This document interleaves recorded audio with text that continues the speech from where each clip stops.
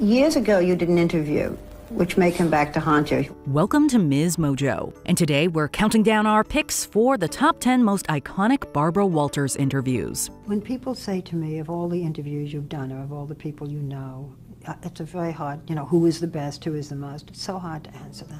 For this list, we're looking at the interviews that reverberated through history and pop culture and cemented Barbara Walters as a legendary figure in American journalism. Which interview do you think is the most memorable? Share your takes in the comments. Number 10. Dolly Parton. Dolly Parton envisioned big things for herself. As she shifted gears in her country music career, she sat down to share her dreams with Barbara Walters. A rock star? Well, I want to be a star, a universal star. I would like to be a superstar. I guess all people dream of that. So in order to be a superstar, you can't be just a superstar in one area. With plans to expand her musical reach, try her hand at movies, and even potentially open a theme park, Parton's interview was basically a roadmap of the next 45 years of her career. Far from a puff piece, though, Walters doesn't hesitate to ask Parton about her marriage or comment on her appearance, which Parton handles with her definitive class and humor. You're very beautiful. You don't have to wear the blonde wigs. You don't have to wear the extreme clothes, right? No, it's certainly a choice. I don't like to be like everybody else. I've often made this statement that I would never stoop so low as to be fashionable. That's the easiest thing in the world to do. The interview is a give and take between two smart women on equal footing, and it wouldn't be the last time they talked. Looking back on it now, it's heartwarming to realize that Parton accomplished everything she intended and more. I think I could get away with less, but I like more. Number 9. Sean Connery. I swore when I was preparing the questions for this interview that I would not use the phrase male chauvinist. But you are a male chauvinist, huh? In 1965, at the height of his James Bond days, Sean Connery gave an interview to Playboy in which he expressed some troubling opinions. Okay, you did an interview in which you said, not the worst thing to slap a woman now and then. As I remember, you said you don't do it with a clenched fist, it's better to do it with an open hand. Yeah. Though more than 2 decades had passed, Barbara Walters goes after his comments with all due zeal, especially when Connery casually reveals that he hasn't changed his mind on the subject. She relentlessly questions his disturbing views on gender and violence, underscoring her point by bringing contemporary politics into the discussion. How do you feel about the Equal Rights Amendment? Do you know that the amendment we're trying to have passed in our country? Well, I think it's unequal rights now with the women. I think they've got everything going for them. You do, huh? Walters doesn't try to hide her opinion of Connery's replies throughout the interview, but she still remains cool and professional as she hammers him. She comes across as competent and fearless. Meanwhile, Connery's unfazed demeanor was a bad look in 1987 and just gets worse with time. Finish this for me. Sean Connery is almost a male chauvinist pig. Number 8. Vladimir Putin.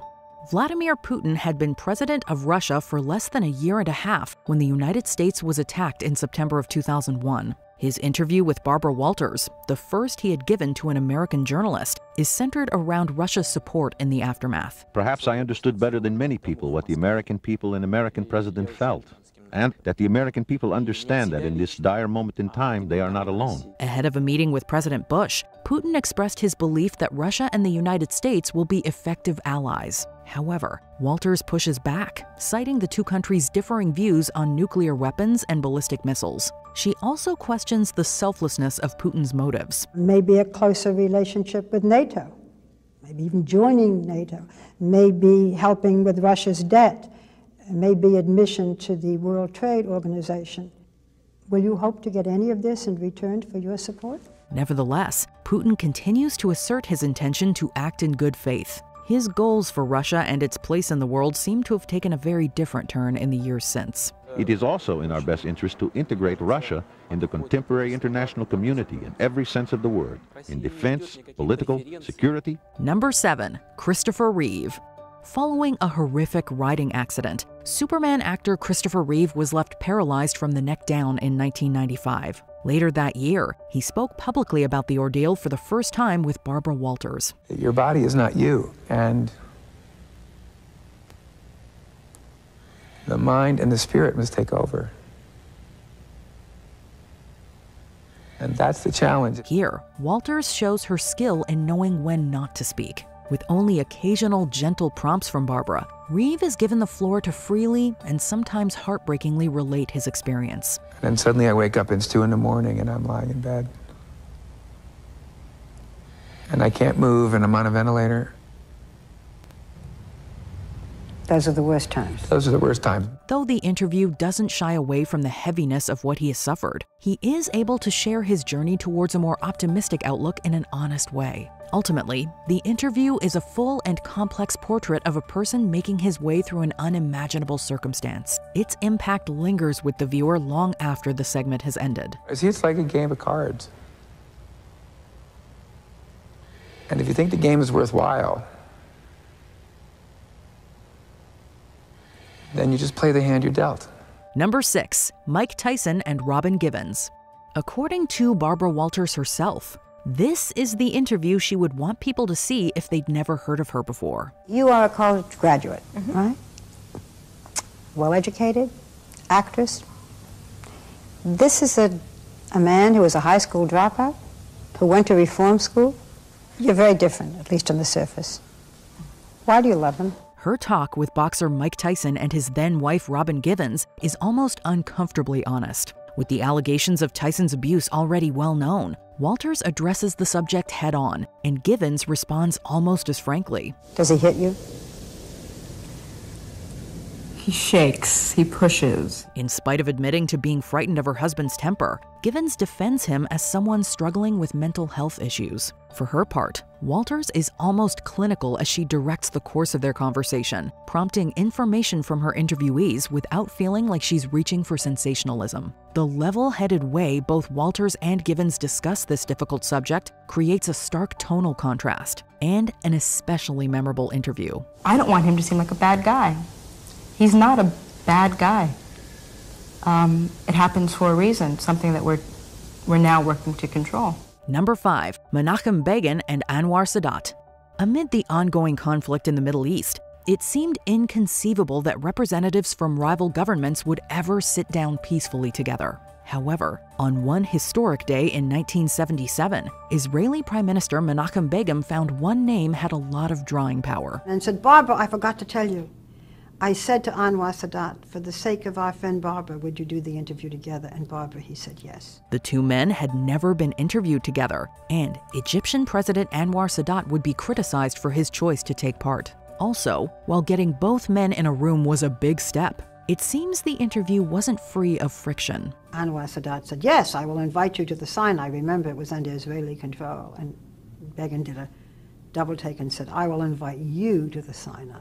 While the tensions would continue long after Walters' interview, there's no denying that it was a momentous occasion.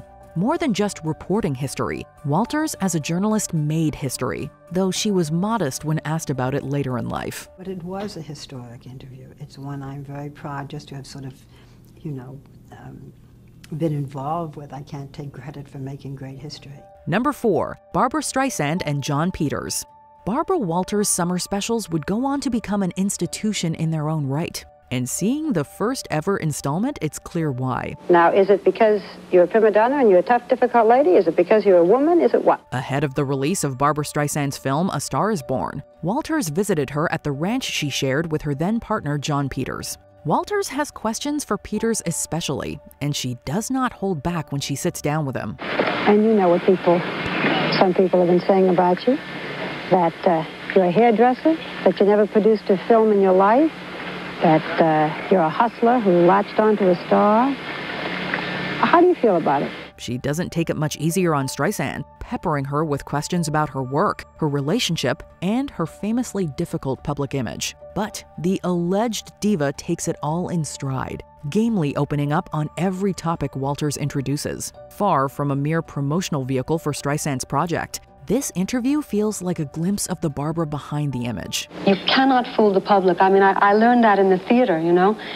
They sense a false note. They know the truth. So they are the greatest barometer of the truth, and I have great respect for audiences. Number 3, Fidel Castro. When will your country and my country have normal relations? Su país y el mío tendrán relaciones normales. Pienso que depende de la buena voluntad. I believe that depends on the goodwill of both parts. The Cuban revolutionary and political leader was not a fan of doing interviews. However, that did not deter Barbara Walters from seeking one out. I had gone to Cuba when I was working for another network and met him very briefly. I went with a whole bunch of reporters and said to him then, would you do an interview? It took us many years to actually get it. In 1977, her persistence paid off when she became the first American journalist to speak with him on air. Walters toured Cuba with Castro and also carried out a lengthy sit-down interview on a wide range of topics. I was able to ask about his feelings about democracy, which, as I noted, he does not see it as we do. But I also asked him personal questions, which he doesn't like and doesn't usually respond to. When they butted heads over some of those personal questions, as well as their ideological differences, Castro still granted Walters an unprecedented amount of access. For many outside of Cuba, it was the most comprehensive look at the divisive figure they had ever had. Walters would interview him again in 2002. Number 2, Katharine Hepburn. Are you ever in doubt? Practically always. Oh, really? Yes. Yet you're so definite. As one of the most celebrated actresses in film history, Katharine Hepburn didn't exactly need publicity in the midst of her final Oscar campaign. Yet despite her notorious love of privacy, Hepburn is unfailingly candid as she discusses her life and career. A living legend she may have been, but here she is also relatable, modest about her talent, and humorously self-deprecating. Well, I can't imagine being in love with me. Fool to there. That was a witty remark. Much of the interview covers her long-term relationship with Spencer Tracy. While Hepburn's love for him is evident, she also gives us a window into the complex dynamic they shared. Is it that you like to live with them, cohabit with them? I don't know. Or is it that you just admire them? I don't know. With Spencer, I cannot tell you. I cannot tell you why I felt the way I felt about Spencer. In the end, Hepburn concludes that you can never really know anyone. But with this interview, we feel like we get just a little closer to this Hollywood icon. Since we're never going to know you totally, could you finish this sentence for me? Katharine Hepburn is adorable. Before we unveil our top pick, here are some honorable mentions. Lucille Ball. The legendary funny lady pulled no punches discussing her career and relationships. The marriage looked perfect. It was everything. And then it fell apart. That was his problem. The Teenage Mutant Ninja Turtles. Proof that Barbara's direct style of questioning could get under even the toughest shell. Do you know who your parents were?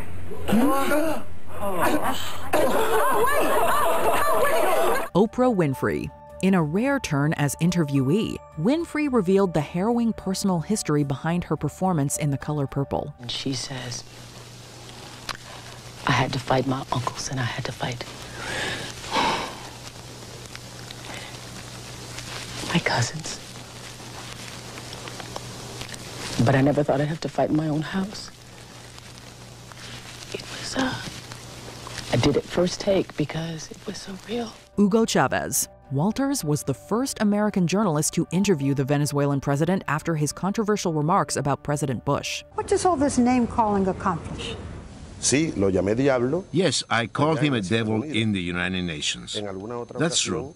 In another occasion, another time, I said that he was a donkey because I think that he is very ignorant. Johnny Carson. Though he was famously protective of his personal life, Carson was willing to open up to Barbara Walters. Will you tell me all about your first sexual experience?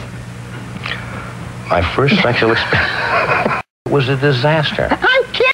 I never thought you're really going to answer it? Before we continue, be sure to subscribe to our channel and ring the bell to get notified about our latest videos. You have the option to be notified for occasional videos or all of them. If you're on your phone, make sure you go into your settings and switch on notifications. Number 1, Monica Lewinsky. Do you take responsibility for what happened? Not complete responsibility. At the center of one of the biggest scandals in modern political history, it seemed like the whole world had opinions about Monica Lewinsky. And when she was ready to tell her side of the story, she would let Barbara Walters put her in the hot seat. Did you ever say to yourself, I'm doing something wrong? this is bad for the president. This is bad for the country. Did you ever think about that? The in-depth interview seemingly covers Lewinsky's entire life story and airs all her mistakes for the world. However, it also gives her the opportunity to speak on her personal experience, especially the way the media attacks had affected her. People have no idea what this has done. What this has done, that behind the name Monica Lewinsky, there's a person and there is a family. Parts of the interview feel like more unnecessary piling on, while others have a sense of catharsis. But in the saga of the Clinton sex scandal, it was an important platform for Lewinsky to finally make her voice heard. What will you tell your children when you have them? Mommy made a big mistake. Check out this other recent clip from Ms. Mojo, and be sure to subscribe and ring the bell to be notified about our latest videos.